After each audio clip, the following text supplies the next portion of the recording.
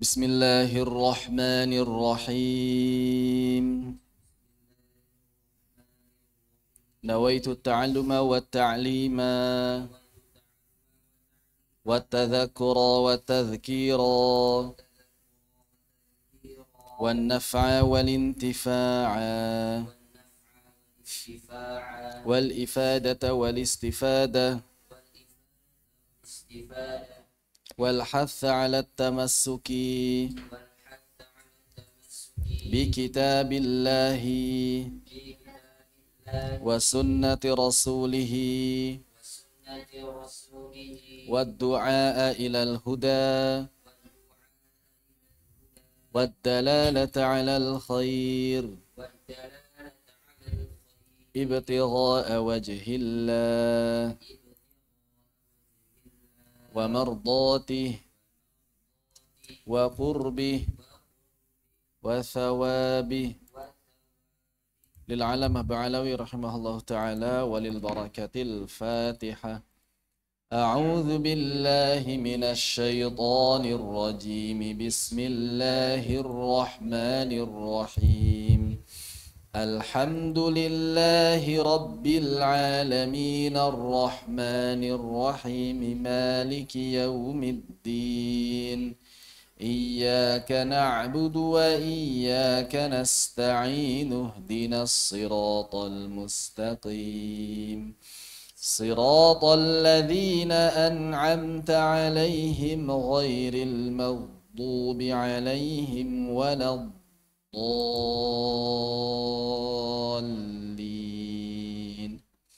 Amin.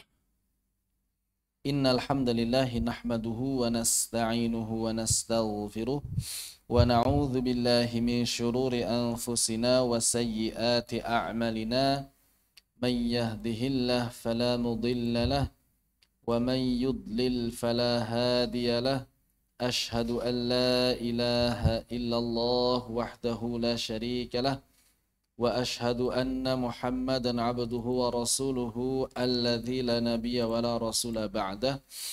Allahumma anfa'na bima 'allamtana wa 'allimna ma yanfa'una wa zidna 'ilma.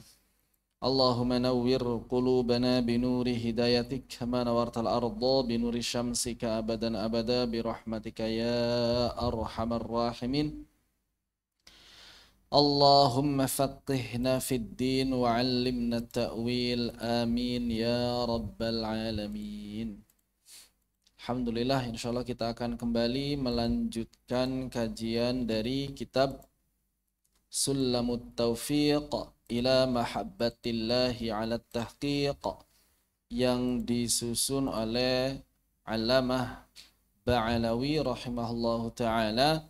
Nafa'ana Allahu bi'ulumihi wa bi'ulumikum wa bi'ulumis sairina as-salihina fid darain. Amin.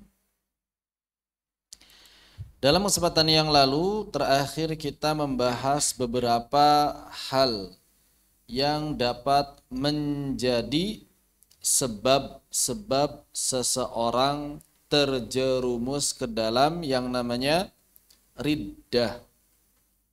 Apa itu riddah? Riddah itu artinya adalah kembali kepada kekufuran setelah beriman. Kembali kepada kekufuran setelah beriman. Itu makna dari riddah. Orang yang terjerumus ke dalam riddah disebut dengan murtad. Orangnya murtad. Perbuatannya riddah, orangnya murtad. Dan riddah ini bisa terjadi disebabkan baik oleh apa saja? Keyakinan, berarti di hati. Bisa dengan keyakinan, kemudian bisa juga perkataan atau perbuatan atau perkataan. Ini adalah sebab-sebab seseorang bisa terjerumus ke dalam ridha. Keyakinan seperti apa? Perbuatan seperti apa? Dan perkataan seperti apa yang dapat menjerumuskan seseorang ke dalam kemurtadan. Maka di sini Allamah Ba'alawi kemudian menyebutkan sebuah kaidah.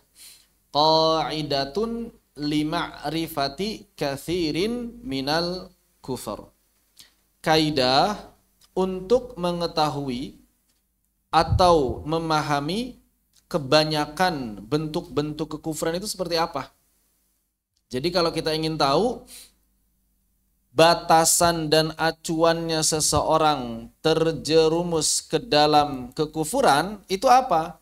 Maka di sini wahasil, maka kesimpulannya, wahasil, maka kesimpulannya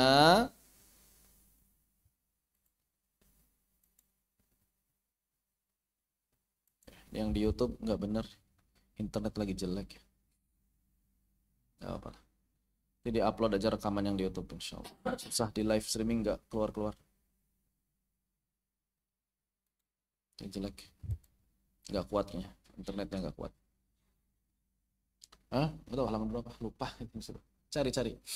Wahasil dan kesimpulannya, hukum, maksudnya kesimpulan hukum berkaitan dengan aktsari, kebanyakan, tilka, kebanyakan apa? Tilkal ibarat, kebanyakan istilah-istilah ini maksudnya kebanyakan bentuk-bentuk kekufuran yang telah disebutkan wabil khusus, intinya adalah yarji'u ila qaidati, yaitu kembali kepada kaidah. Ini kaidah penting nih ya.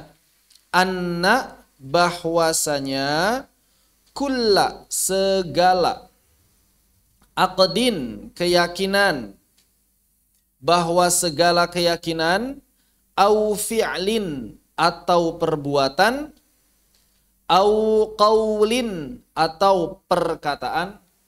Ada enggak? Sini.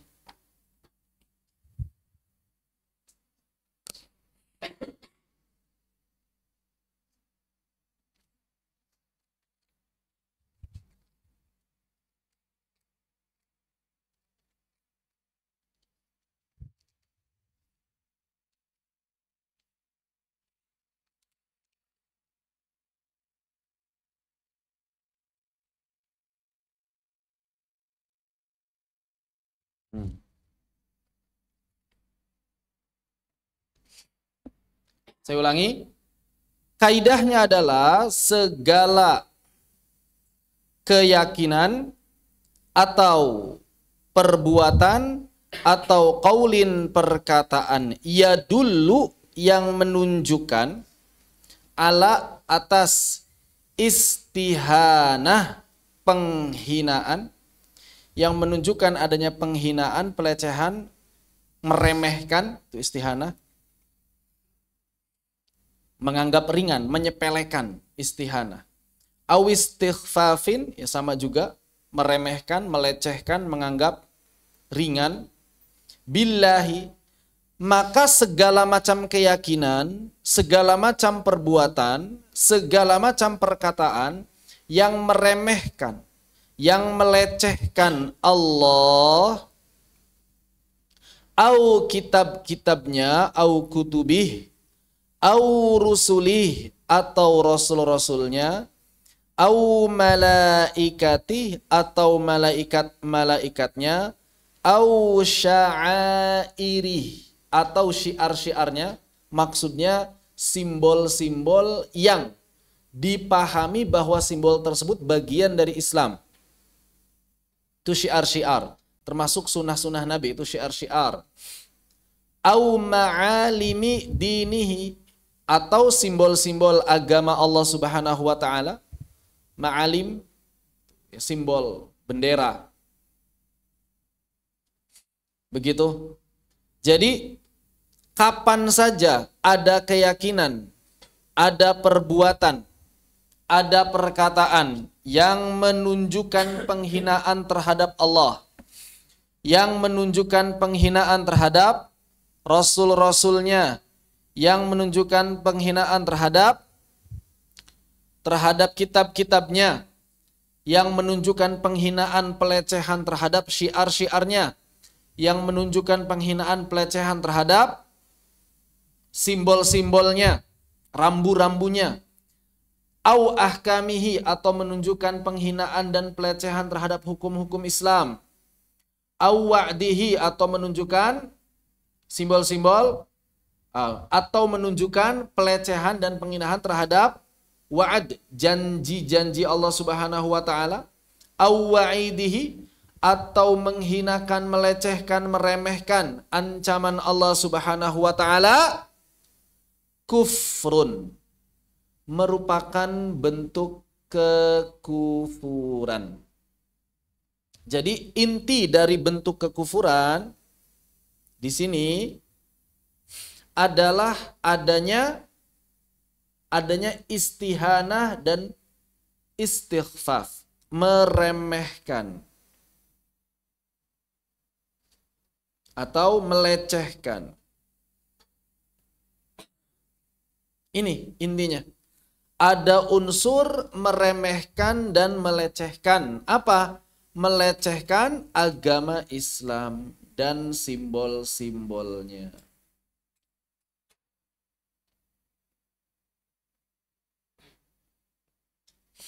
Baik itu berhubungan dengan Allah, nabinya, malaikatnya, kitab-kitabnya, hukum-hukumnya, sunnah-sunnah nabi, dan segala sesuatu yang tidak bisa ditafsirkan kecuali itu memang simbolnya Islam.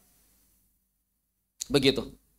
Tidak bisa ditafsirkan lain kecuali itu memang simbolnya Islam. Maka segala bentuk meremehkan dan melecehkan semua ini adalah kekufuran wa maksiyah, dan kemaksiatan, dosa yang paling besar. Dosa yang paling besar.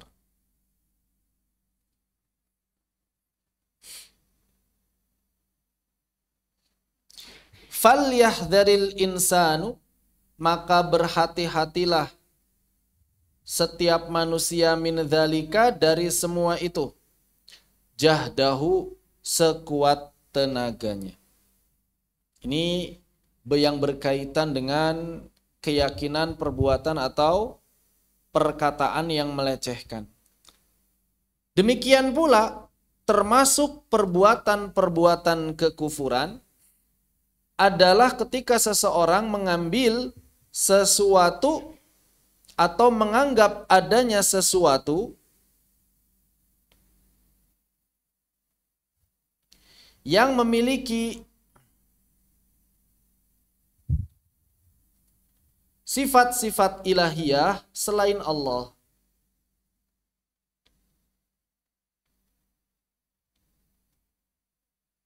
Ini adalah kemusyrikan, kekufuran. Sama. Ketika ada seseorang yang meyakini ada sesuatu selain Allah yang memiliki sifat-sifat ketuhanan, maka itu artinya syirik. Syirik. Misalnya kekhasan ketuhanan. Apa? Misalnya dalam menciptakan. Maka kapan saja seseorang meyakini adanya pencipta selain Allah, dia berarti terjatuh kepada kesyirikan. Apalagi sifat khusus ilahiyah. Menghukumi seseorang masuk surga atau masuk neraka. Maka kapan saja seseorang minta surga, minta neraka kepada selain Allah, karena menganggap ada kekuatan selain Allah yang bisa mengantarkannya kepada surga atau neraka, maka dia terjerumus ke dalam kesyirikan. Begitu. Ini secara umum seperti itu. Walaupun kadang enggak kelihatan pelecehan terhadap syariatnya, walaupun enggak kelihatan keyakinan terhadap adanya sifat ilahiyah pada selain Allah Subhanahu wa taala. Seperti apa? Seperti misalnya sujud kepada berhala. Sujud kepada berhala ini kan secara kalimat atau secara tampaknya seperti tidak ada pelecehan terhadap Islam. Tapi kenapa kok termasuk bagian dari kekufuran? Karena sujud itu sendiri adalah bagian dari syiar Islam. Karena sujud itu sendiri bagian dari syiar Islam. Begitu. Makanya sujud kepada berhala yang biasa disembah oleh orang-orang kafir termasuk kekufuran. Begitu. Wallahu a'lam bissawab. Seperti itu. Baik. Tanbih peringatan la yu'dharu man yatakallamu bil kufri mazihan au ghadiban au jahilan bil hukmi.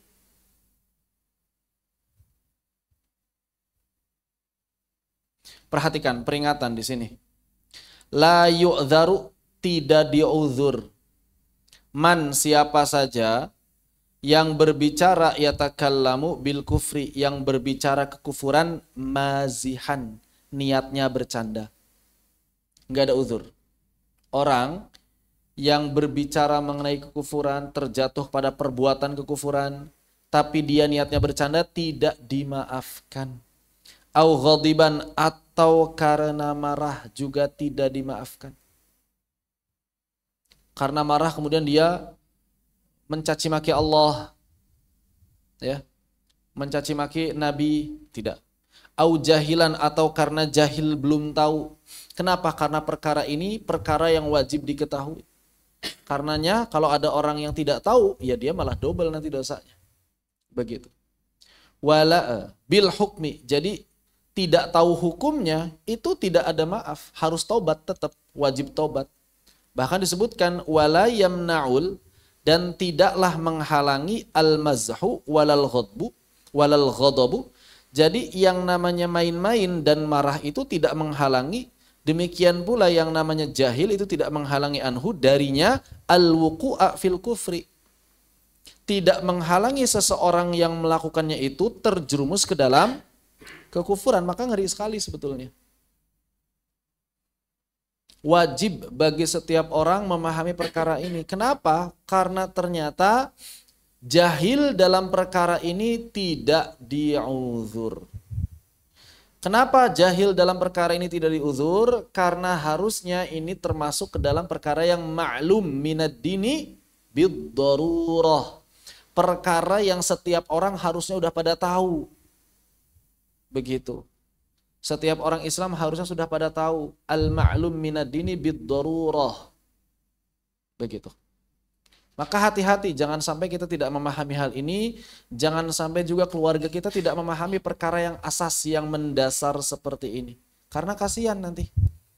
Khawatirnya betapa banyak kemudian kaum muslimin yang terjerumus ke dalam kekufuran tanpa mereka sadari. Ini kan sangat disayangkan.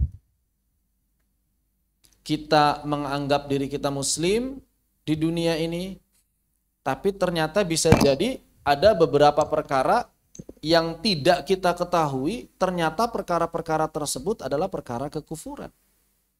Bermain-main dalam agama, bermain-main dalam syariat, menghinakan syariat Islam, meremehkan Al-Quran, menghina Al-Quran, menghina simbol-simbol Islam, menghina sunnah Nabi Sallallahu Alaihi Wasallam.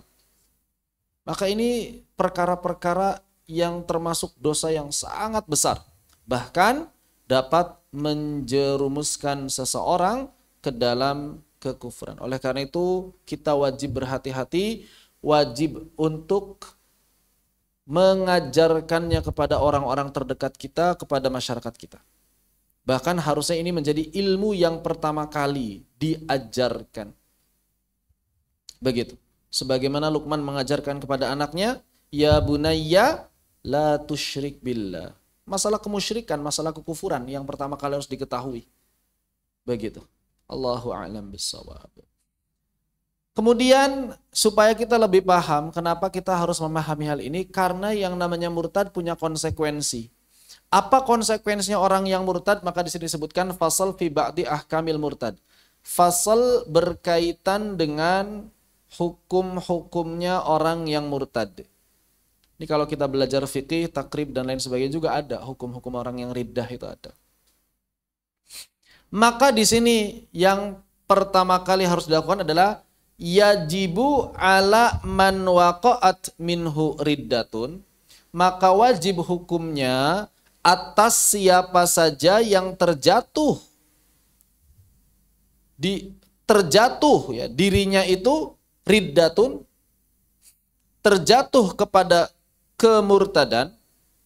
Barang siapa yang terjerumus ke dalam kemurtadan, itu bahasa terjemahannya, wajib bagi siapa saja yang terjerumus ke dalam riddah, kafara, yaitu perkara kekufuran, baik karena keyakinannya atau karena perbuatannya atau karena perkataannya, wahwa baligh, dan dia dalam keadaan baligh, ba'da an kana musliman, setelah dia itu menjadi muslim, jadi orang yang sudah baligh. Maka yang pertama, wajib al-audu fauran ilal Islam. Wajib hukumnya untuk segera kembali ke dalam Islam. Fauran itu segera, saat itu juga. Wajib hukumnya untuk segera kembali saat itu juga ke dalam Islam. Tidak boleh ditunda-tunda. Bagaimana caranya? Bin nutqi bisyahadataini, yaitu dengan segera mengucapkan asyhadu an la ilaha illallah wa asyhadu anna muhammadar rasulullah.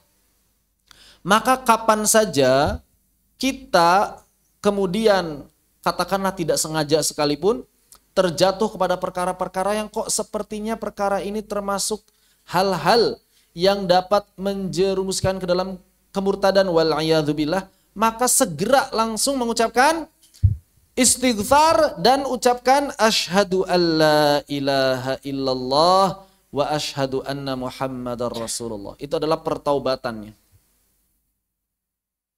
Begitu. Jadi kapan saja kita merasa aduh, ini kayaknya perbuatan yang mengerikan nih, langsung astagfirullahaladzim, ya Allah maaf, ada lintasan-lintasan pikiran yang misalnya membuat kok kayaknya dapat menjerumuskan dalam kemurtadan, langsung asyhadu alla ilaha illallah wa asyhadu anna muhammadar rasulullah. Perbaharui keimanan kita.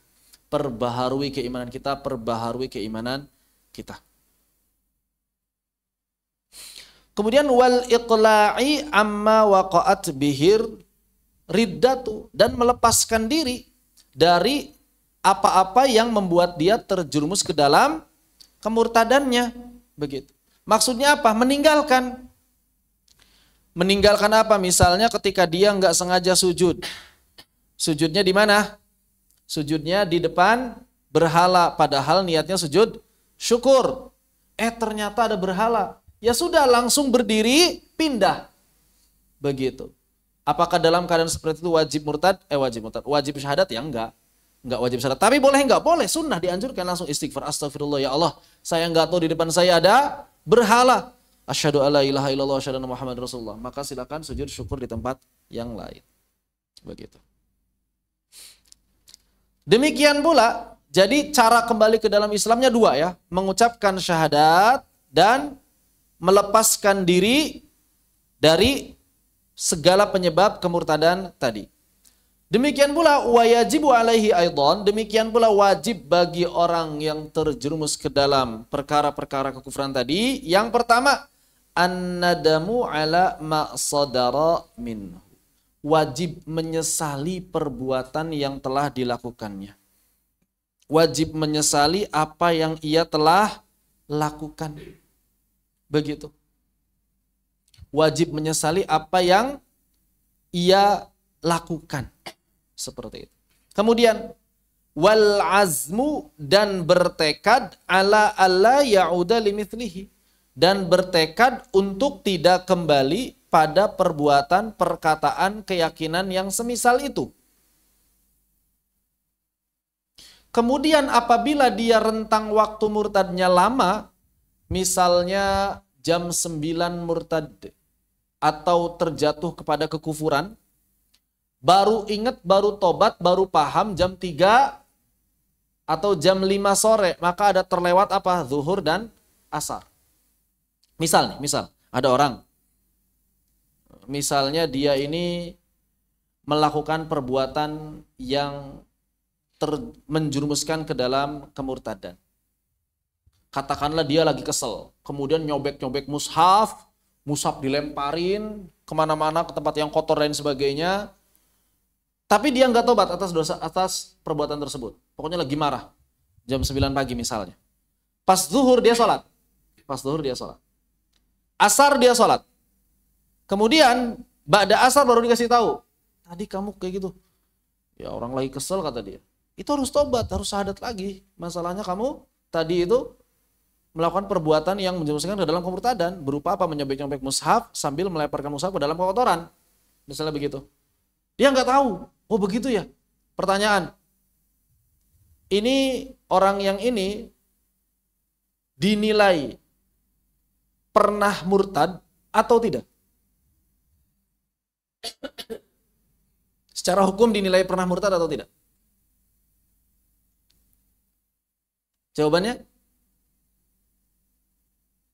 tadi di sini sudah disampaikan, tidak menghalangi ketidaktahuan itu. Ya. La yamna'u, tidak menghalangi kejahilan dari terjerumus ke dalam kekufuran. Berarti dia dihitung pernah murtad secara dia tidak sadari. Apa yang mesti dilakukan? Maka berarti dalam keadaan seperti itu mesti mengulang sholat zuhur dan asarnya enggak? Iya. Mesti mengulang. Begitu. Apalagi kalau memang beneran niatnya pun sejak awal niat murtad, ditinggalkan zuhur dan asarnya, ya wajib diqadha.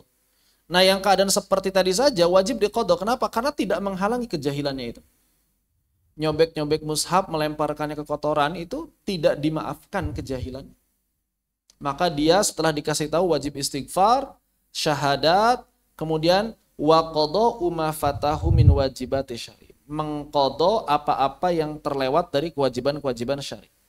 Kewajiban-kewajiban syariat fitil kal muddah pada keadaan itu.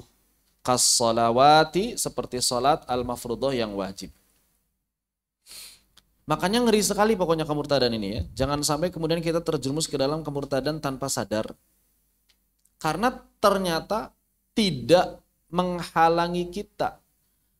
Kalau niatnya bercanda, walaupun kita belum tahu, itu termasuk perkara yang tidak dimaafkan, tidak di'udzur. Begitu. Wallahu a'lam bishawab. Ditasyahudkan ada bacaan syahadat, apa itu tidak dihitung sudah kembali iman? Yang jadi masalah adalah dia belum bertaubat atas perbuatannya. Itu jadi masalah. Apakah dia terhitung beriman? Mudah-mudahan bisa langsung terhitung beriman. Tapi masalahnya dia belum bertobat dari apa namanya? Dari dosanya.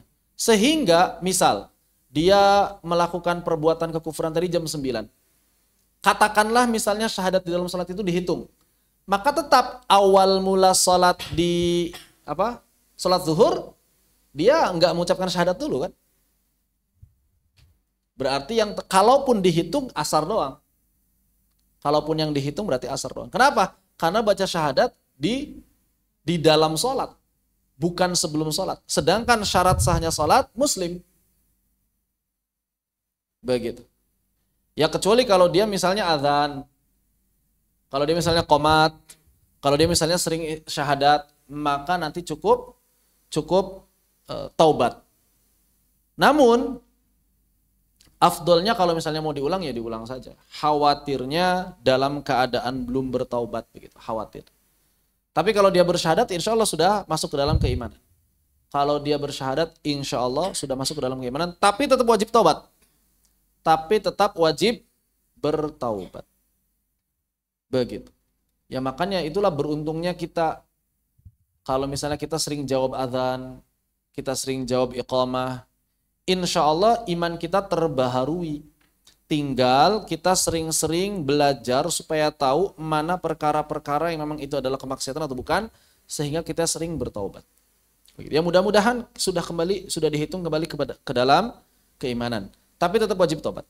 Tetap wajib tobat, dan sholat yang dilakukan dalam keadaan belum bersyahadatnya mesti diulang. Apalagi kalau tidak sholat. Yang orang-orang yang memang benar-benar mereka ini menampakkan kemurtadan secara terang-terangan. Misalnya ada orang berkata saya keluar dari Islam.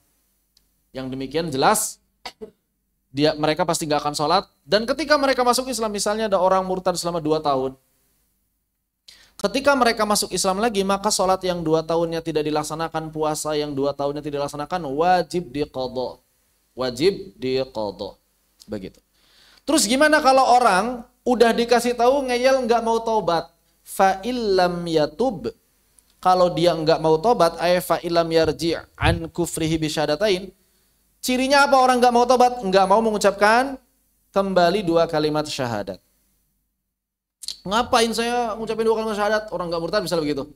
Atau saya masih muslim kok.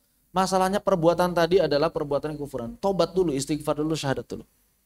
Maka orang-orang seperti ini wajibat istitabatuh, wajib dipaksa untuk bertobat. Istitabah itu dipaksa untuk bertobat. Ai amruhu birruju, yaitu memaksa, memerintahkan dia untuk kembali ilal Islam bisyahadatain dengan mengucapkan 2 kalimat syahadat. Walaupun ini konteksnya ya, kalau keadaan seperti ini yang melakukan istitabah itu adalah pemerintah sebetulnya. Yang melakukan istitabah itu pemerintah karena di peradilan. Yang jadi masalah sekarang kita nggak ada pemerintah. Pemerintah peduli nggak kaum muslimin murtad? Nggak peduli. Wala yuqbalu minhu ilal Islam, maka tidak diterima kecuali dia kembali kepada Islam. Jadi nggak diterima apapun itu. Ya udah saya istighfar, belum cukup. Harus kembali kepada Islam, awil qatlu, atau mati pilihannya. Orang murtad pilihannya 2. Orang yang murtad pilihannya 2. Apa?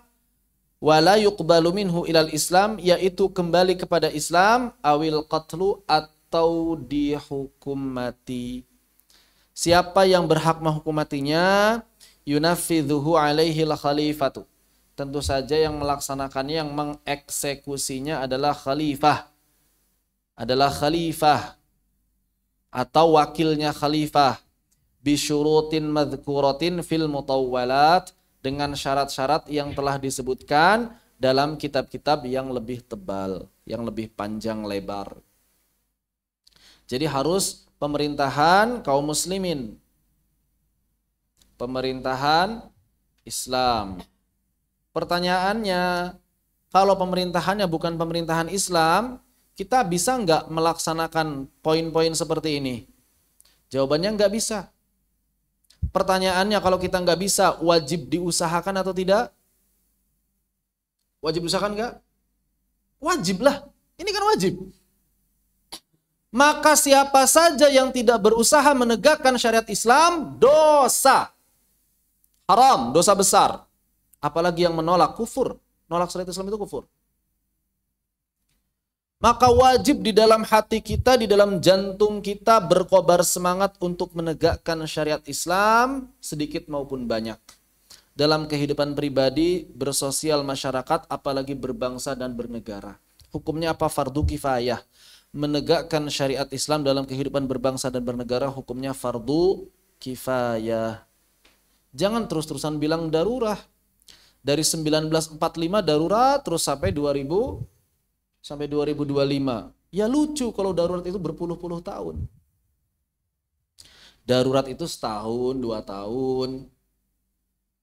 Kenapa di Indonesia nggak menegakkan syariat Islam? Ya darurat, inilah negeri kita, negeri Pancasila. Oh, darurat terus. Sampai kiamat darurat. Nggak bisa. Darurat itu terbatas. Begitu. Maka hati-hati.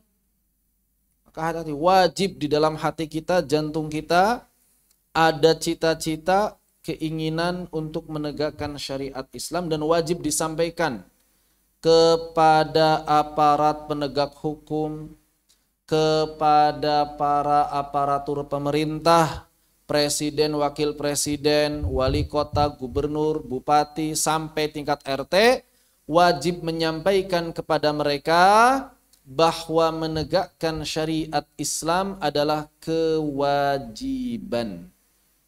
Apabila mereka tidak mau melaksanakan, mereka berdosa. Di akhirat akan ditanya oleh Allah Subhanahu wa taala, dipertanggungjawabkan kepemimpinan mereka. Begitu. Kata siapa? Kata seluruh ulama, ini ijma' kaum muslimin. Bukan Hizbut Tahrir saja yang pengen syariat Islam itu, bukan. Maka kalau misalnya ada orang yang mengira bahwa yang bercita-cita menegakkan syariat Islam hanya Hizbut Tahrir, berarti dia jahil, tidak paham. Begitu. Enggak perlu menjadi anggota Hizbut Tahrir untuk bercita-cita menegakkan syariat Islam. Kenapa? Karena itu harus cita-cita setiap muslim. Begitu.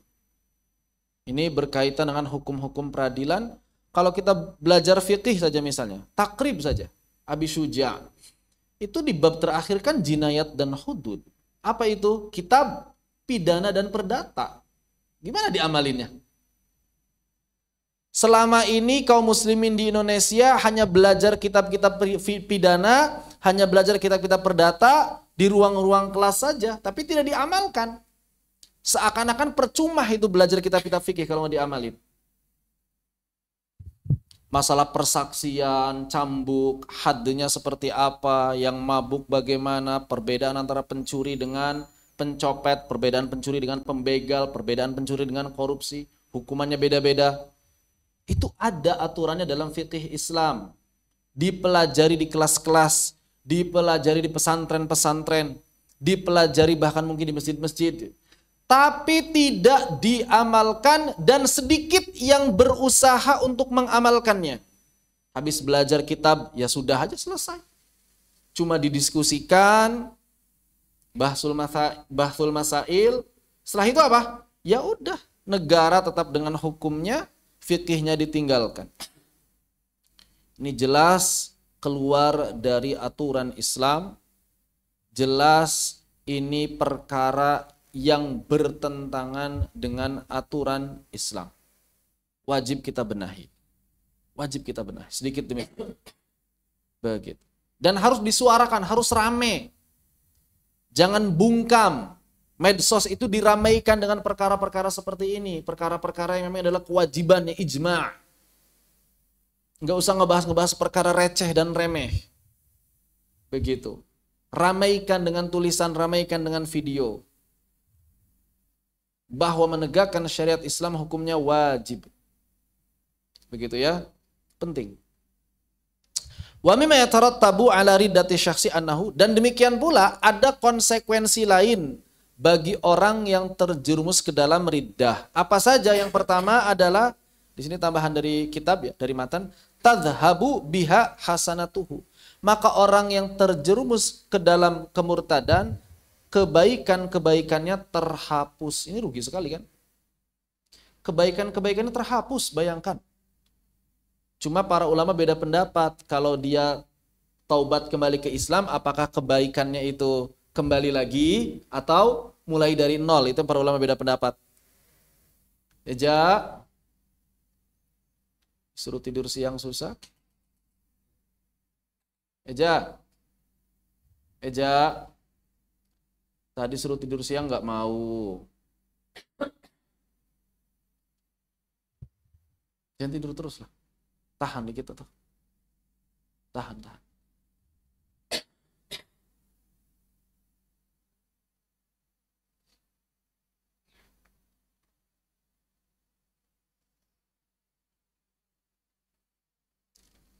Jadi orang yang terjerumus ke dalam kemurtadan, pahala-pahala kebaikannya lenyap. Kemudian para ulama berbeda pendapat kalau dia masuk Islam lagi, apakah pahalanya kembali atau dimulai dari nol. Itu yang para ulama berbeda pendapat. Begitu. Kemudian, ya betulu biha saumuhu. Maka kalau dia lagi puasa, puasanya batal. Lina hari ladir tadabi. Dimulai dari hari di mana dia murtad. Demikian pula wa ya betulu biha tayamumuhu. Batal tayamumnya. Wa ya betulu biha nikahuhu. Maka batal juga pernikahannya, otomatis terputus ikatan pernikahannya. Otomatis terputus ikatan pernikahannya. Batil.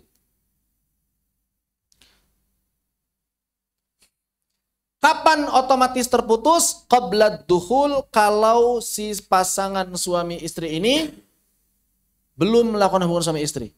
Kapan saja ada orang menikah belum melakukan hubungan suami istri, salah satunya murtad, otomatis terputus pernikahannya. Wa kadza ba'dahu illam ya'ud ilal Islam fil iddah. Dan dinilai juga pernikahannya batal kalau pasangan ini sudah pernah berhubungan suami istri, namun orang yang murtadnya, salah satu dari mereka yang murtad itu tidak kembali kepada Islam pada masa iddah. Jadi batasnya masa iddah. Kalau pada masa iddah ternyata yang murtadnya ini masuk Islam, lanjutkan kembali pernikahan. Tapi kalau sudah lewat masa iddah dia belum kembali kepada Islam, maka pernikahannya batil. Batal pernikahannya. Begitu. Wala yasihu aqdu nikahi. Dan pernikahan orang yang murtad, selama dia murtad tidak sah di dalam Islam. Pernikahan orang yang murtad tidak sah di dalam Islam. Pernikahan orang kafir sah nggak? Kafir asli sah nggak? Pernikahan orang kafir asli sah nggak? Sah. Makanya orang kafir masuk Islam nggak perlu nikah ulang. Orang kafir sekeluarga masuk Islam perlu nikah ulang nggak? Nggak perlu. Pernikahan orang kafir itu sah. Tapi pernikahan orang murtad tidak sah. Itu bedanya. Wala yasihu aqdu nikah, bahkan walau ala murtadatin mithlihi, walaupun dia nikahnya dengan murtadin juga. Dia nikahnya dengan murtadah enggak sah. Ngeri sekali, zina terhitung sepanjang hayatnya. Na'udzubillah. Pokoknya ngeri lah. Murtad itu ngeri. Hamalan terhapus, ibadah-ibadah batal, pernikahan batal, tidak sah. Wa tahrumu dzabihatuhu, haram sembelihannya, wa takunu najisah, dan hukumnya najis sembelihannya orang murtad. Wala yarith wala yurath, tidak mewarisi dan tidak mewariskan. Wala yusalla alaih, dan tidak disolatkan ketika dia mati. Bahkan di sini sampaikan wa yakfuru man yusalli alaihi wa huwa alimun bihalihi. Maka siapa saja yang menyolati orang yang murtad, dia pun kafir kalau dia tahu orang tersebut murtad. Udah tahu murtad malah disolatin, kafir. Wa yakfuru, kufur, dosa kekufuran. Jadi termasuk dosa kekufuran menyolati orang kafir, itu dosa kekufuran. Kalau tahu keadaannya, kalau nggak tahu ya nggak tahu mah dimaafkan. Segala yang tidak tahu itu dimaafkan. Wala yughassalu, tidak wajib dimandikan. Aila yajib, tidak wajib dimandikan. Bukan haram dimandikan, bukan. Kalau sholat, haram disolati. Haram disolatkan. Kalau mandi, tidak wajib dimandikan. Wala yukafan, yaitu tidak wajib dikafani. Wala yudfan, dan tidak wajib dikubur. Haram disolatkan, tidak wajib dimandikan, tidak wajib dikafani, tidak wajib dikuburkan. Wa yahrumu dafnuhu fi madafinil muslimin, dan haram hukumnya menguburkan orang-orang yang murtad di dalam pemakaman kaum muslimin.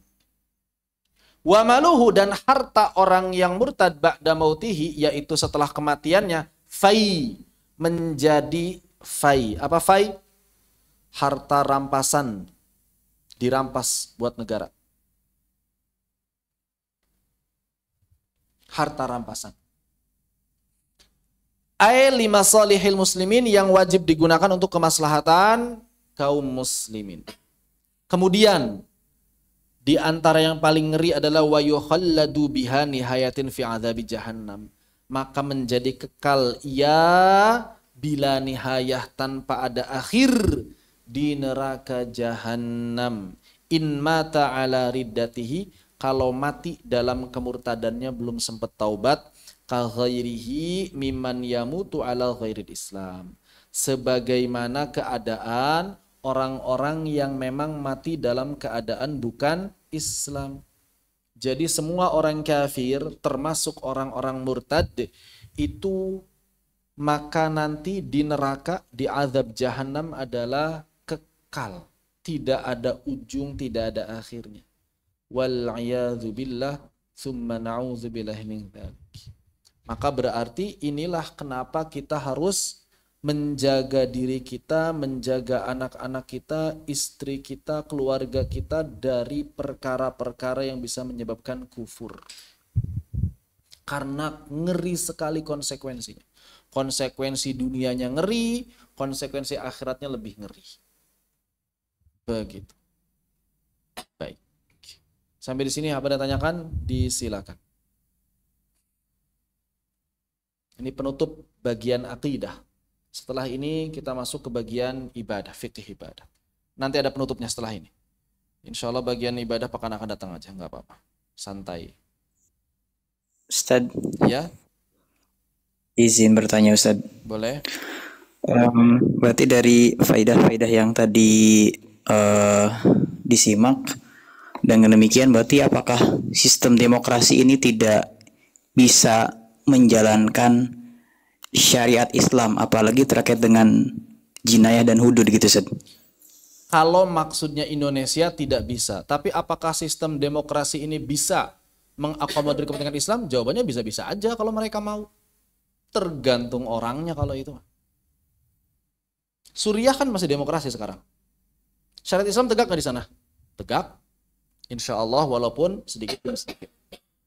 Setidaknya di dalam undang-undang dasarnya berdasarkan syariat Islam, Al-Quran, Sunnah, ulama dan 4 madhab dan madhab-madhab muktabar. Itu kan deklarasi terakhir seperti itu Suriah.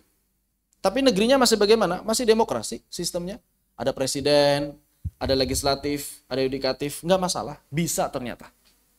Bisa ternyata. Walaupun kalau misalnya perkara ideal atau enggak, ya oke lah, itu bisa debatable, bisa diperdebatkan ideal atau tidak. Namun Islam itu hakikatnya bisa dilaksanakan dalam bentuk negara apapun. Ingat bahwa negara Islam setelah kekhalifahan Hasan ibni Ali bin Abi Thalib itu bentuknya apa? Negara Islam setelah Imam Hasan dari Muawiyah ke bawah sampai Turki Utsmani, bentuknya apa? Apa bentuknya? Kerajaan. Bukan lagi mekanisme syura, keturunan yang dipilih sebagai penerus kesultanannya. Tapi tetap bisa kok diakomodir, syariat Islam tegak pada saat itu. Kerajaan kan? Tapi bisa. Artinya kita nggak perlu fokus di situ. Nggak perlu fokus apakah kita harus mengubah demokrasi segala macam. Nggak perlu fokus di situ. Fokus kita adalah hukum yang harus berlaku hukum Islam. Terserah negara bentuknya kayak gimana. Begitu. Hukum yang harus berlaku adalah hukum Islam. Terserah negara bentuknya kayak gimana. Mau bentuknya kerajaan seperti kekhilafahan, bukan khilafah ya, kerajaan ya, seperti negara-negara Islam dari zaman Muawiyah yang menurunkan kekuasaannya kepada Yazid sampai kepada Turki Utsmani, atau misalnya seperti di Brunei Darussalam, kerajaan syariat Islam tegak di sana, atau misalnya di Saudi kerajaan syariat Islam tegak di sana. Perkara ideal nggak ideal itu urusan lain, yang penting undang-undang dasarnya syariat Islam dulu. Begitu. Atau misalnya republik. Ya seperti di Suriah misalnya begitu kan, pakai demokrasi tetap berjalan. Atau misalnya pakai sistem yang wallahualam, kalau Afghanistan sistemnya apa? Itu menarik juga itu Afghanistan itu. Sistemnya apa sih Afghanistan? Maksudnya kalau dari sudut pandang pelajaran apa? Pelajaran ilmu pemerintahan, itu Afghanistan itu bentuk negaranya apa itu? Pokoknya syariat Islam yang penting. Itu yang penting itu. Yang penting itu tegaknya syariat Islam. Begitu. Terserah bentuk modelnya kayak gimana terserah. Ya, seperti itu. Makanya ini juga yang mungkin kadang ada perdebatan di antara teman-teman Hizbut Tahrir dengan ulama yang lain. Karena kebanyakan ulama kaum muslimin itu nggak peduli dengan bentuk negara, nggak peduli dengan sistem yang berjalan selama syariat Islam tegakkan di sana. Kalau Hizbut Tahrir kan mesti khilafah gitu kan ya. Nah ini yang sering diperdebatkan. Tapi ini perdebatannya perdebatan ilmiah, silahkan. Kalau saya pribadi cenderung kepada pendapat kebanyakan ulama yang tidak harus negara kita ini harus sama misalnya dengan zaman Umar ibn Khattab, nggak mesti. Secara bentuk nggak mesti. Yang penting itu syariat Islam ditegakkan, hukum Islam ditegakkan, itu yang penting. Had jinayah ditegakkan. Apakah dalam demokrasi nggak bisa? Bisa kalau mau. Cuma memang kalau misalnya kita mau berbicara apakah sulit memasukkan syariat Islam ke dalam demokrasi? Jawabannya sulit. Kenapa? Karena demokrasi itu tergantung orang, tergantung anggota DPR dan MPR. Maka berarti kalau misalnya kita ingin menegakkan syariat Islam lewat jalur demokrasi, ya harus memperbanyak orang-orang yang cinta syariat Islam di DPR MPR. Harus memperbanyak orang-orang yang cinta dengan Islam sebagai orang-orang di legislatif, yudikatif, apalagi termasuk juga di eksekutif. Begitu. Mau nggak mau. Sambil kita terus berdakwah mengingatkan mereka yang sudah ada di sana. Ingat, wahai para bapak-bapak DPR, kalian adalah yang paling bertanggung jawab untuk mengesahkan undang-undang. Ingat, setiap kalian mengesahkan undang-undang yang bertentangan dengan syariat Islam, maka pertanggungjawaban di akhiratnya berat. Iya, berat sekali itu. Bertentangan dengan syariat Islam itu. Apalagi kalau jelas-jelas bertentangannya ya, bertentangan dengan nas. Wah ini bisa kufur ini. Anggota DPR kalau misalnya bertentangan dengan nas, bisa kufur. Kenapa? Karena ketentuan Allah itu qat'i. Misal, secara sederhana, hukuman bagi pezina adalah dirajam atau dicambuk. Terus DPR bilang, hukuman di negeri ini bukan dirajam, bukan dicambuk. Apa? Di penjara. Bahkan pezina belum ada hukuman di Indonesia apa? Pezina apa di Indonesia hukumannya? Apa hukuman ini? Nggak ada di Indonesia. Nah ini kalau misalnya nggak ada yang mengatur hukum, dosa mereka. Kalau misalnya mereka bilang, ini mah nggak penting, makin dosa lagi. Bahkan bisa kufur. Bahkan bisa kufur. Begitu. Seperti itu contohnya. Ya, kalau misalnya sulit atau enggak ya sulit. Tapi apakah bisa atau enggak? Bisa. Contohnya mana di Suriah bisa. Jadi kalau pertanyaan sekadar bisa atau enggak ya bisa-bisa aja. Tergantung orangnya mau apa enggak. Begitu. Wallahu a'lam bishawab. Bahkan di Gaza sistemnya masih demokrasi kan? Pakai pemilu. Gaza itu menang pemilu tahun 2000 berapa? Terakhir pemilu 2004 ya. Hamas waktu itu menang pemilu 2004, kemudian Ismail Haniyah jadi Perdana Menteri, tapi PBB nggak setuju. Ya itu. Lagi-lagi, kalau Islam itu menang, pada nggak setuju. PBB nggak setuju. Akhirnya Mahmud Abbas milih Perdana Menteri baru dari Fatah. Itu yang mengakibatkan Palestina terbagi dua. Gaza dengan tepi barat. Jadi yang sah itu ulil amri di Palestina itu ya Gaza sebetulnya. Karena itu yang menang pemilu, 48% suaranya. Begitu. Wallahu a'lam bishawab. Jadi kalau bisa atau enggak, bisa insya Allah. Kalau orang-orangnya mau. Jadi pada akhirnya tergantung orang, makanya kita harus mendakwahkan mereka. Demikian. Saya punya teman, dia tidak percaya dengan konsep Tuhan. Ini udah, kalau nggak percaya dengan konsep Tuhan, udah kafir dia, udah nggak perlu bertanya lagi. Tuhan aja nggak percaya, begitu. Apakah termasuk murtad? Bukan murtad ini, tapi kafir dia. Pertanyaannya, pernah Muslim nggak? Pernah percaya ada Allah nggak gitu? Kalau misalnya dia nggak pernah percaya ada Allah, ya bukan Muslim. Ini sederhana. Begini, yang disebut Muslim itu kalau dia percaya adanya Allah dengan sifat-sifatnya, itulah Muslim. Kalau dia nggak percaya adanya Allah, masa disebut Muslim? Ini perkara ini masalah yang sebetulnya mendasar sekali ya. Saya nggak tahu kenapa kok masalah yang mendasar gini ditanyakan.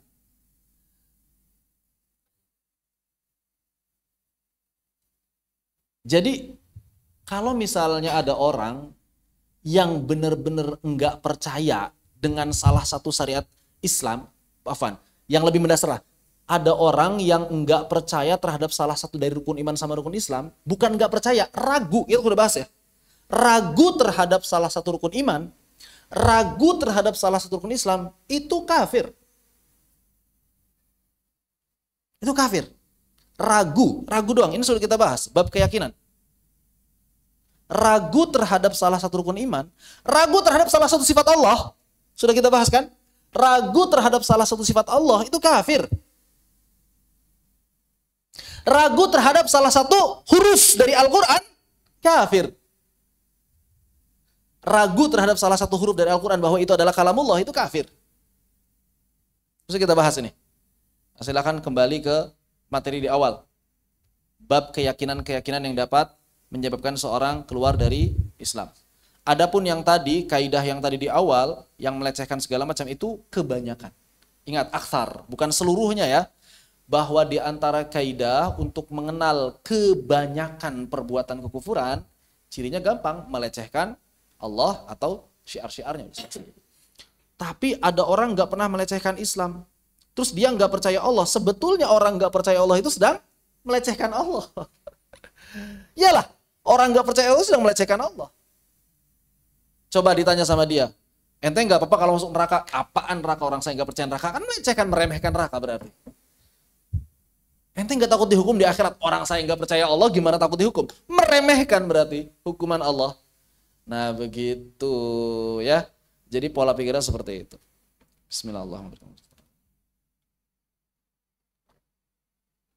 Melecehkan Islam, memperolok-olok Islam, nggak mesti dengan perkataan menghina, nggak mesti. Orang nggak takut neraka, orang nggak mau atau nggak percaya surga, itu sudah melecehkan ajaran agama Islam. Kufur dia, kafir, keluar, bukan Islam. Hukumnya sudah bukan Muslim. Begitu. Makanya orang-orang yang kayak siapa dulu itu? Muhammad ya. Siapa ya dulu? Ada artis yang bukan Gatot Neraka, dia nggak mau disebut kafir, tapi masih ragu terhadap Allah, ragu terhadap adanya surga, ragu terhadap adanya neraka. Jangan ditanya dia Muslim, dia masih Muslim atau bukan? Pertanyaannya bukan gitu. Pertanyaan, dia murtad apa enggak? Bukan begitu pertanyaannya. Ciri-ciri Islamnya masih ada enggak? Karena kebanyakan kayak gitu ciri-ciri kekufuran semua. Begitu ya. Allahu a'lam bissawab. Jadi segala macam keyakinan yang bertentangan dengan rukun Islam dan rukun iman, itu semuanya keyakinan kufur, kafir, wajib taubat. Kalau enggak taubat bagaimana? Ya berarti dia bukan Muslim. Karena syaratnya Islam itu harus yakin sepenuh hati tanpa ada keraguan sedikit pun. Yakin terhadap apa? Yakin terhadap rukun iman dan rukun Islam. Karena ini asas, usul. Ini usul iman kita. Satu usul iman ini diragukan, maka keluar dari Islam. Wajib taubat, syahadat ulang. Begitu. Wallahu a'lam bissawab. Demikian. Baik, ada yang tanyakan, dipersilakan sebelum kita maju ke bagian terakhir dalam bab ini.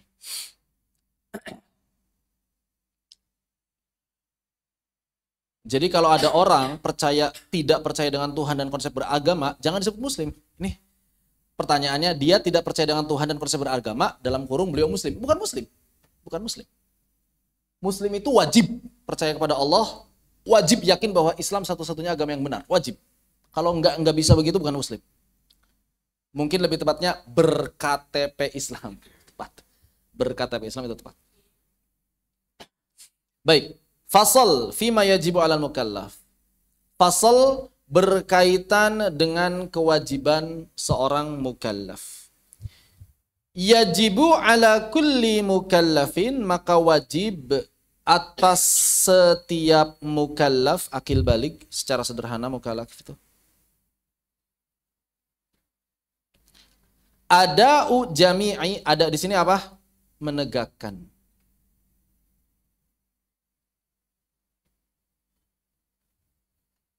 Jami'i seluruhnya. Ma aujabahullahu alaih. Wajib bagi setiap muslim mukallaf untuk menegakkan seluruh apa-apa yang diwajibkan Allah kepadanya. Wajib atas setiap muslim mukallaf. Di sini sebetulnya bukan muslim mukallaf, mukallaf. Ya. Jadi yang non muslim pun sebetulnya Wajib. Yang non-muslim itu wajib sebetulnya. Wajib percaya sama Allah, wajib percaya sama malaikat, itu wajib semuanya. Begitu. Seperti itu. Wajib apa? Wajib untuk menegakkan semua kewajiban yang diperintahkan oleh Allah Subhanahu wa taala. Demikian pula wayajibuan, dan berkewajiban juga yu'addiyahu ala ma amarallahu taala bihi. Dan juga wajib menegakkan apa yang diperintahkan oleh Allah Subhanahu wa taala untuk ditegakkan. Apa misalnya? Minal ityani bi arkanihi, yaitu menyempurnakan rukun-rukun dari perintah-perintah Allah tadi, wa syurutihi, dan juga menegakkan syarat-syaratnya, wa tajannubi mubtilatihi, dan juga menjauhkan diri dari pembatal-pembatalnya. Maka berarti wajib bagi setiap muslim memahami perkara, misalnya kewajiban kita apa pertama? Syahadat. Maka wajib tahu tuh rukunnya apa, syahadatnya, kemudian syaratnya apa, dan pembatalnya apa. Kita sudah bahas dari awal sampai kemarin terakhir, itu kita sudah bahas. Itu adalah rukun, syarat, dan pembatal syahadat. Kemudian apa kewajiban kita kedua setelah syahadat? Salat. Maka wajib bagi kita memahami rukun-rukun salat, wajib bagi kita memahami syarat-syarat salat, wajib bagi kita menjauhi pembatal-pembatalnya. Demikian pula zakat, puasa, haji, dan seluruh kewajiban-kewajiban yang lain. Bahkan kemudian tidak hanya cukup sampai di situ. Bukan cuma wajib menegakkan kewajiban dan wajib menegakkan kewajiban tersebut sesuai dengan perintah Allah, dengan menegakkan rukun, syarat, dan menjauhi pembatalnya. Bukan hanya itu, tapi juga wayajibu alaihi amru man ra'ahu tarikan li syai'in minha. Wajib juga bagi setiap muslim untuk menyuruh siapa saja yang dilihatnya tidak melakukan sesuatu yang seharusnya. Begitu. Jadi kalau misalnya kita melihat orang tidak sholat atau tidak melakukan sebagian sholat, wajib diperintahkan. Wajib hukumnya. Au ya'ti biha ala ghairi wajhiha. Atau misalnya kita melihat orang mengamalkan kewajiban tapi nggak sesuai dengan apa yang diperintahkan Allah dan Rasulnya, itu pun harus ditegur. Wajib hukumnya. Fardhu. Bi'adaiha ala wajhiha. Agar ia bisa menegakkan kewajiban-kewajiban beragama ini sesuai dengan wajah, sesuai dengan tata cara yang benar. Begitu. Wajib hukumnya. Wa yajibu alaihi, dan wajib bagi setiap mukallaf qahruhu, memaksa orang yang meninggalkan tadi ala dzalika, agar dia bisa melaksanakan kewajiban. In qadir, kalau ia mampu. Kalau ia mampu maka wajib memaksa. Wajib memaksa. Siapa yang paling mampu melakukan ini? Pemerintah. Kalau rakyat biasa melakukan pemaksaan, yang ada konflik. Coba di sini misalnya ada ojek, ada Gojek mangkal, pas sholat keluar, Pak sholat dulu ya Pak. Gampang, udah mau habis Pak waktunya Pak. Paksa kita jeret misalnya. Sholat dulu Pak, yuk sholat dulu Pak. Dosa, nggak dosa gimana? Wah yang ada berantem itu di situ. Tapi kalau pemerintah tinggal turunin polisi atau Satpol PP, maka dimanfaatkan itu Satpol PP, jangan cuma ngusirin para pedagang kaki lima, tapi gimana caranya Satpol PP ini ngangkutin orang-orang yang ada di pinggir jalan ke masjid buat sholat. Nah begitu. Ada nggak pemerintah yang seperti itu? Kalau pemerintah Islam ya begitu. Nunggu saya presidennya. Kalau saya presiden diganti sistemnya. Sistem kerajaan. Kenapa? Karena kalau nggak pakai sistem kerajaan ya tadi, selama anggota DPR-nya masih banyak yang nggak setuju, susah. Kalau pakai sistem kerajaan, nggak ada DPR kan? Semuanya di tangan raja, enak dia. Kecuali kalau anggota DPR-nya orang-orang yang muslim atau dipilih, diganti. Nggak ada lagi anggota DPR, aja ada apa? Dewan Umat Islam. Bukan Dewan Perwakilan Rakyat, Dewan Umat Islam. Jadi harus tokoh-tokoh kaum muslimin yang duduk di DPR. Wah, itu aman. Jadi presiden pun aman insya Allah. Gitu ya. Wa ila kalau dia nggak sanggup untuk memaksanya, fayajibu alaihil ingkaru biqalbihi, maka wajib bagi dia untuk mengingkari dengan hatinya. In ajaza anil qahri wal amr. Kalau ia lemah untuk memaksa dan memerintahkan. Ya, qahr dengan kekuatan dengan tangan, amr dengan perbuatan. Wa dzalika ad'aful iman, dan inilah selemah-lemah iman. Berarti setelah ini nggak ada lagi keimanan. Maksudnya bagaimana? Kalau ada orang yang hatinya tetap tenang melihat berbagai kemungkaran, maka pertanyakan, masih ada iman nggak di hati? Kenapa? Karena cirinya orang yang imannya paling lemah itu marah, mengingkari berbagai macam kemungkaran dan kezaliman.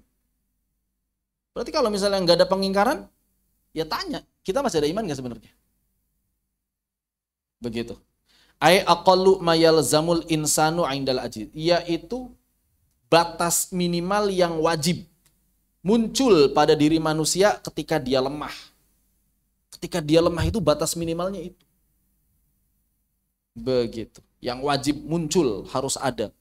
Wa yajibu tarku, demikian pula seorang mukallaf wajib untuk meninggalkan jami'il muharramat, yaitu perkara-perkara, seluruh perkara yang diharamkan. Wa nahyu, dan mencegah, memaksa, ya, nahyu itu memaksa untuk mencegahnya. Murtakibiha, yaitu orang-orang yang terjerumus ke dalam keharaman. Wa man'uhu qahran, dan melarangnya dengan paksa. Minha in qadiru alaih, dan melarangnya orang-orang agar tidak terjatuh kepada kemaksiatan kalau ia mampu. Melarangnya secara paksa. Dan melarang orang-orang dengan paksa agar mereka tidak terjatuh kepada keharaman. Memang harus dipaksa. Jadi kalau misalnya ada orang, wah nanti kalau syariat Islam kita dipaksa buat nggak minum minuman keras. Ya iya. Dipaksa masuk surga semuanya. Dipaksa untuk menjauhi neraka. Begitu. Oh, dipaksa masuk surga nggak mau gitu kan, aneh. Wa ila, kalau nggak bisa, wajib alaihi ayungkiro dzalika, maka kalau nggak bisa wajib bagi dia untuk mengingkari berbagai macam kemaksiatan biqalbihi, dengan hatinya, wa mufaraqatu maudhi'il maksiyah, dan wajib untuk menjauhkan diri dari tempat-tempat maksiat. Wajib hukumnya menjauhkan diri dari tempat-tempat maksiat. Wal haramu, dan haram, ma tawa'adallahu murtakibahu bil iqabi. Adapun yang dimaksud dengan haram adalah ma tawa'adallahu murtakibahu, yaitu yang diancam oleh Allah Subhanahu wa taala pelakunya bil iqabi, dengan siksaan. Wa wa'ada tarikahu, dan menjanjikan orang yang meninggalkannya bisawabi, dengan pahala, wa aksuhul wajib, dan ini adalah lawan kata dari wajib. Jadi di sini dapat kita ambil kesimpulan, kewajiban seorang mukallaf itu yang pertama menegakkan perintah Allah. Pertama tadi ya, menegakkan seluruh perintah Allah. Yang kedua, melaksanakannya dengan benar. Dengan benar itu kayak gimana? Menegakkan rukunnya, syaratnya, menjauhi pembatalnya. Yang ketiga, mengajak orang lain melakukannya. Orang lain, bahkan kalau bisa memerintahkan secara paksa kalau sanggup ya. Merintahkan dan memaksa kalau sanggup untuk beribadah. Menegur, yang keempat, menegur kalau ada yang meninggalkannya. Menegur orang-orang yang meninggalkan atau beribadah tapi enggak sesuai. Yang kelima, menjauhi segala macam keharaman. Menjauhi keharaman dan tempat-tempat maksiat. Yang keenam, melarang orang-orang bermaksiat, dan kalau sanggup memaksa orang-orang agar tidak bermaksiat. Maksa orang agar tidak bermaksiat. Nah, ini adalah kewajiban seorang mukallaf. Begitu. Wallahu a'lam bishawab. Selesai bab aqidah. Selesai ya? Selesai. Selanjutnya adalah bab salah, bab ibadah, yaitu masuk ke dalam apa-apa yang diperintahkan oleh Allah Subhanahu wa taala kepada kita sekalian dari amal-amalan. Wallahu a'lam. Seperti itu. Semoga bermanfaat. Apabila ada yang ingin diskusikan, dipersilakan.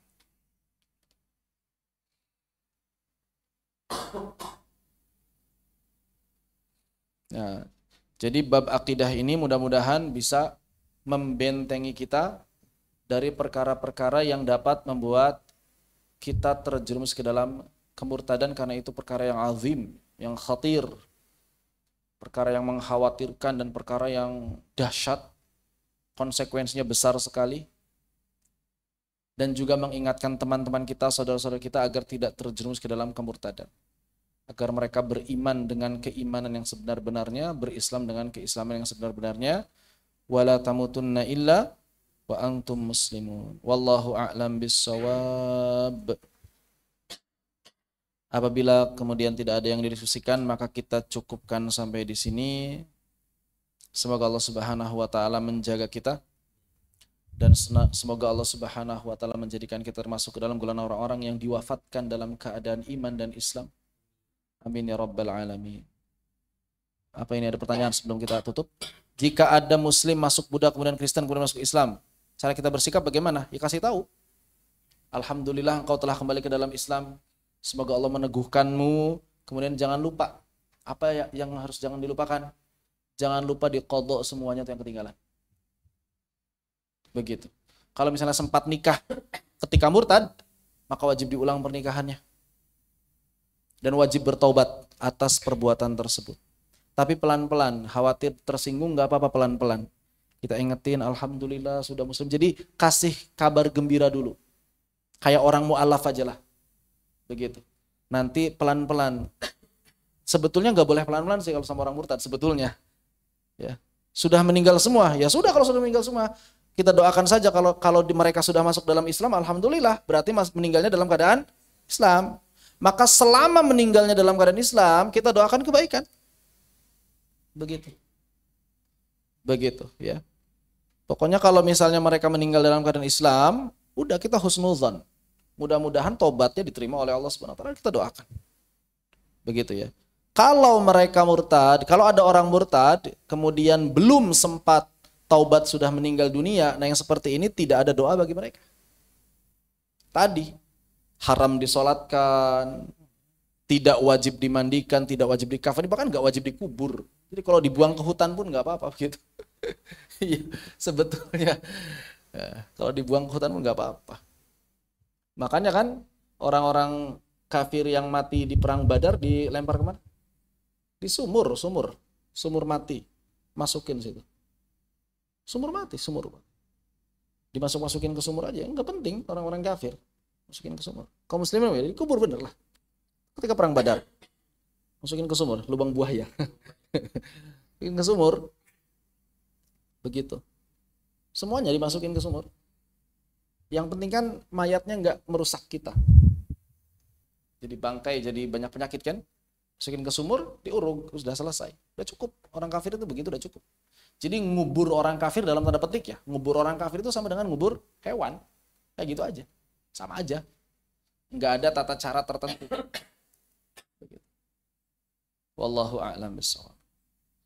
Jadi kalau pengen mulia, mati dalam keadaan Islam. Begitu ya. Barakallahu fikum. Sekali lagi, kita mohon pada Allah Subhanahu wa taala agar Allah Subhanahu wa taala menjaga keimanan keislaman kita, menjaga keislaman keimanan saudara-saudara kita, orang tua kita, anak-anak kita, anak cucu kita, guru-guru kita, murid-murid kita, sehingga kemudian nanti di akhirat kita dikumpulkan kembali di surganya. Amin amin ya rabbal alamin. Dan kemudian Allah Subhanahu wa taala mengampuni berbagai macam kekurangan kita, dan juga Allah Subhanahu wa taala memberikan pemimpin yang baik, memperbaiki kualitas para pemimpin kita, kemudian menjadikan mereka orang-orang yang mudah-mudahan Allah Subhanahu wa taala berikan kekuatan untuk menegakkan syariat Islam di negeri ini. Amin ya rabbal alamin. Dan memenangkan kaum muslimin Amin ya rabbal alamin. Barakallahu fikum. Subhanakallahumma bihamdika asyhadu an la ilaha illa anta astaghfiruka wa atubu ilaik. Allahumma shalli afdalas salati ala asadi makhluqatika sayyidina Muhammadi wa ala alihi washabihi wasallam adada ma'lumatika wa adada kalimatika lamma dzakaraka dzakirun wa ghafala an dzikrihil ghafilun. Bismillahirrahmanirrahim. Wal 'asr. Innal insana lafi khusr illa alladziina amanu wa 'amilus solihati wa tawassaw bil haqqi wa tawassaw bis sabr. Assalamualaikum warahmatullahi wabarakatuh. Waalaikumsalam warahmatullahi wabarakatuh. Jazakallahu khairan.